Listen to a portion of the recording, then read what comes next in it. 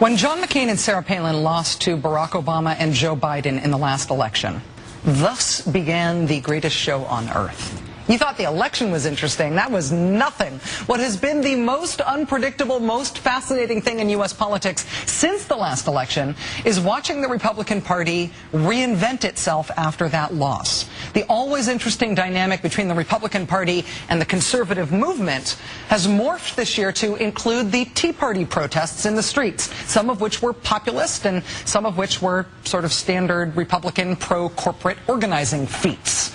The party's vice presidential nominee, Sarah Palin, quit politics and became a full-time political celebrity without portfolio.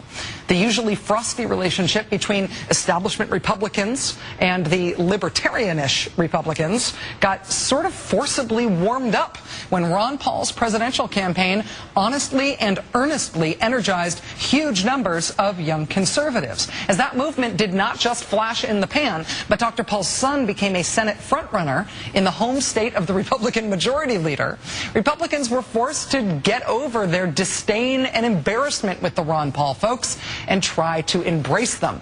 The militia movement and the John Birch Society and the conspiracy theory folks, like, for example, the birthers, came roaring back, not only into the conservative movement, but back into Republican politics and refused to stay on the margins of those politics. It has been fascinating, and it's not over yet. And the fact that Sharon Engel won the Republican nomination to run against Harry Reid for Senate in Nevada gives us a whole new case study to watch these amazing dynamics play out. Sharon Engel is on and of the far-right conspiratorial fringe of Republican politics. But she won the Republican Senate primary. And the most interesting thing about her since the election has been watching the Republican establishment try to warm up to her and try to make her over into a more mainstreamy seeming candidate. First, they shined up her website to make it look less beware of black helicopters-y. But then there's the problem of her views. Those are proving harder to shine. Back in April, Sharon Engel told Talking Points Memo that she was a member of the Oath Keepers, a sort of militia-like organization that says law enforcement officers should refrain from orders to lock Americans into concentration camps and turn American cities into huge prisons. Because, you know, that's coming. She also announced her Oath Keepers membership at a candidates forum in February. I call myself an Oath Keeper. But now that Sharon Engel has won the Republican Senate primary, she's issued a clarification. I'm not a member of Oath Keepers. However, I do keep my oath of office to protect, defend, and support the Constitution. See, she is a keeper of oaths, not a capital O, capital K, oath keeper. Totally different. Word order matters. Keeper of oaths, oath keeper, as do capital letters. She's totally lowercase now. Then there is Sharon Engel on Social Security.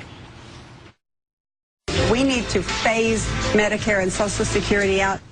Privatizing Social Security is so unpopular that you couldn't sell it to the public if you called it the basket of puppies and sky full of rainbows bill. But Sharon Engel will not give up. She will not back down.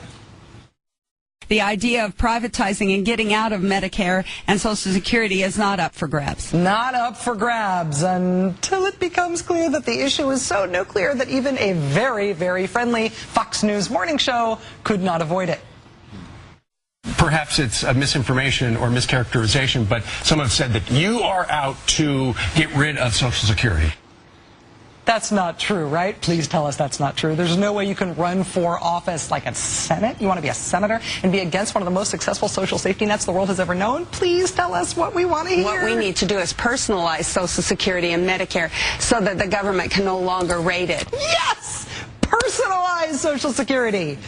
Things that are personal can be considered quite private. So that whole personalized versus privatized misunderstanding makes total sense.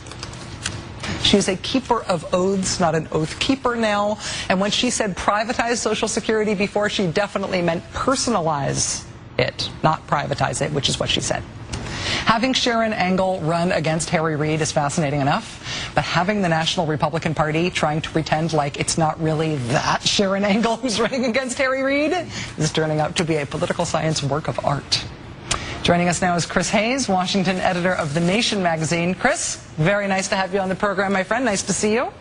Good to see you too, Rachel. I got some horrible dystopic vision of the future of weather broadcasts when you're in front of that map, that all they're going to do is be showing where oil spills are instead of the weather. It was a little Mad Maxy, I have to admit. Yeah, exactly. The real problem was when I left all the little latex oil blobs that we had cut out at craft class today in the office, and I left them up over the big picture of Sharon Engel by accident, and that was very, very disconcerting. Anyway, so how do you make being against fluoride and the Oath Keepers thing and getting rid of Social Security, how do you make that all go away when it's all on the record?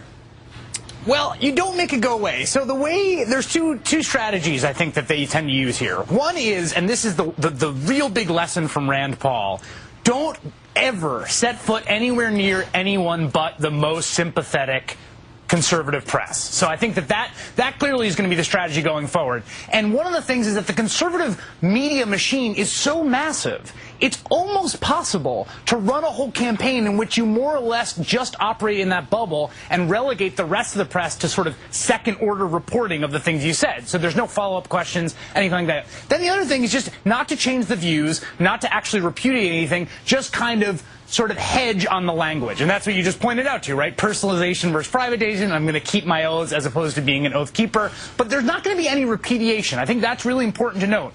We're not going to run away from the actual core, wacky, crazy views like fluoride is an international communist conspiracy, etc. But how do you figure out where to draw the line, though, between what seems too kooky and must be scrubbed and what just makes you a bona fide 2010 conservative Republican? What do you decide not to repudiate? Do we know where that line is? No, I mean that line I think has been obliterated. I mean I think that's the key lesson here of her being the nominee. I mean that line has been totally obliterated. Ben Smith on Politico was reporting that the early reviews out of her meeting today in New York with big sort of conservative fundraisers was that she totally wowed him. She killed, you know. So I think this is where I think there's this weird kind of moving together of the sort of barons of the party and the establishment with the grassroots. They're both jumping off this crazy right-wing cliff together. I don't think there's any distinguishing anymore. I'm not even sure how much it's faking on the part of the establishment. I mean, I think that there's this kind of echo effect that's taken over where everybody's kind of gyrating to the right together. But I sort of feel like it's not the center, so I shouldn't say the center cannot hold, but I just feel like things do fall apart in political coalitions like this. And so I feel like I'm expecting some dissent from mainstream Republican Party figures even as the Mitch McConnells of the world rally around her. I am not expecting that dissent. And the dissent is going to have to come from the voters, frankly. It's going to have to come from a critical press that subjects her views to the proper amount of scrutiny. I mean, she should be asked in debates to explain why she thinks fluoride is international conspiracy. She should be explain her views on the U.S. withdrawing from the UN. She should have to defend all these sort of black helicopter views in front of the populace and to skeptical reporters. And the dissent is ultimately going to become through repudiation by the voters, by, the Reid campaign and the press subjecting these views to proper scrutiny. I don't see the Republican establishment bailing or repudiating anything. They don't repudiate anything anymore. I mean, they really don't. It's just kind of this, if you project confidence, the wackiest thing that comes out of people's mouths is totally normal if we say it's normal. Well, among the people who have been able to interview Sharon Engel since the election, Fox and Friends, Laura Ingraham, Heidi Harris, Lars Larson, Mark Levin, and Rush Limbaugh. Right, exactly. I have not yet found the skeptical, hard-hitting reporter, but I'm sure you'll have her on the program any day now. Yes, exactly. Chris Hayes, Washington editor of The Nation. Thank you so much for joining us tonight, Chris. Thank you too, Rachel.